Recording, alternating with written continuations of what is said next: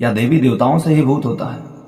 भूत कैसे आते हैं, कहाँ से आते हैं, कौन लाता है?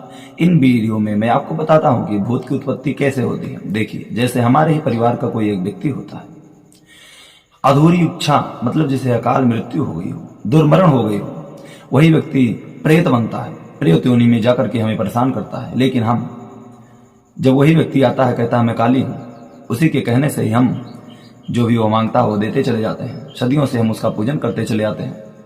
फिर जब हम उससे परेशान हो जाते हैं, घिर जाते हैं, तमाम शक्तियों से हमें परेशान करने लग जाता है, आगे का जो अवस्था हमारा खराब हो जाता है, तो हम किसी के पास जाते हैं, दिखाते हैं, कहते हैं कि क्या हमारे घर में कोई दोष है?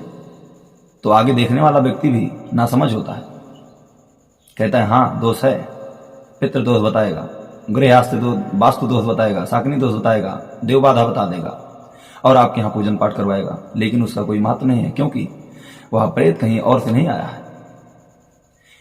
देवी देवताओं का पूजन करने वाले जो भी लोग होते हैं, वह साथ साथ में ही तमाम ऐसे अपने पितरों का पूजन कर लेते हैं घर में ही, जो मरने के बाद में फोटो रख के उन पे धूप दीप करते हैं। वही व्यक्ति हमेशा परेशान होते हैं। हम आपको बताते हैं कि सत्य क्या है।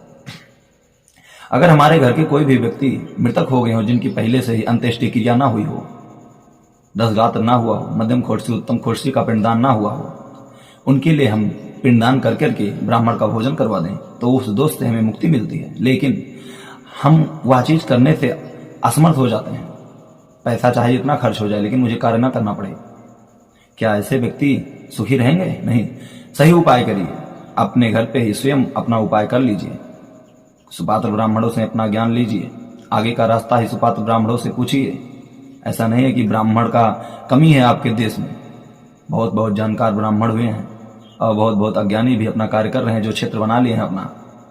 हम आपको बताते हैं कि जो भी अज्ञान ब्राह्मणों के चक्कर में पड़ जाता है, उनका जीवन बहुत कठिन हो जाता है, क्योंकि वो अधर्म करते हैं। आगे चलने से उनका जो आगे वाली पीढ़ी आती है, वह बहुत ही पाप कर्म भोगते हैं। इसीलिए हम आपको बताते हैं कि जो भी अच्छा हो उसे अच्छा करिए, जो भी बुरा हो उसे बुरा कह के छोड़ दीजिए। देवी देवताओं का पूजन करिए। किसी के कहने से दूसरे धर्म में मत जाइए। दूसरे धर्म का आप पूजन करेंगे, एक पुस्ताप जब तक वह व्यक्ति करेगा तब तक सुखी कर देंगे भगवान उसको। लेकिन सुखी क्यों करेंगे? क्योंकि आगे दुख उनको देना है। जीवन का दो ही साथी होते हैं, एक सुख एक दुख। आधे जीवन सुख में व्यतीत होता है, आधा दुख में व्यतीत होता है। कोई व्यक्ति ऐसा नहीं हो जो निरंतर सुख किया हो, कोई व्यक्ति ऐसा नहीं हो जो निरंतर दुख पाया हो। सही का हाथ पकड़िए, जीवन भर चलिए उसी रास्ते पे, और प्रभु का दर्शन करते हुए, भजन कीर्तन करते हुए अपने शरीर को त्याग करके आत्मा